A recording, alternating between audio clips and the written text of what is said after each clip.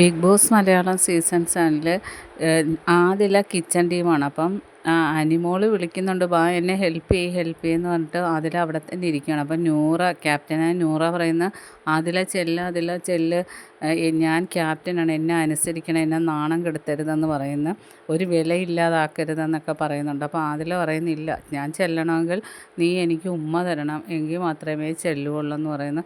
അപ്പം നൂറ പറയുന്നില്ല, തരത്തില്ലെന്ന് പറയുന്നു. എങ്കിൽ ഞാൻ ചെല്ലത്തില്ല, ഒരു പ്രശ്നത്തിന് തന്നെ നിൽക്കാം എന്നും പറഞ്ഞ് ആദില അവിടെ തന്നെ ഇരിക്കുകയാണ്. അവസാനം പിന്നെ നൂറ എണീറ്റിട്ട് 2 വിരൽ ഇങ്ങനെ ചുണ്ടത്ത് വെച്ച് ഉമ്മ വെച്ചിട്ട് കവിളത്തോട്ട് വെക്കും. അപ്പോൾ പറയും വേണ്ട, ഇങ്ങനല്ല എന്ന് പറയും. പിന്നെ കൈ മൊത്തവും ഉമ്മ വെച്ചിട്ട് ആദിലയുടെ കവിളത്തോട്ട് വെച്ചപ്പോഴും പറഞ്ഞ് ഇങ്ങനല്ല, എനിക്ക് ശരിക്കുള്ള ഉമ്മ തരണമെന്ന് പറയുന്നു.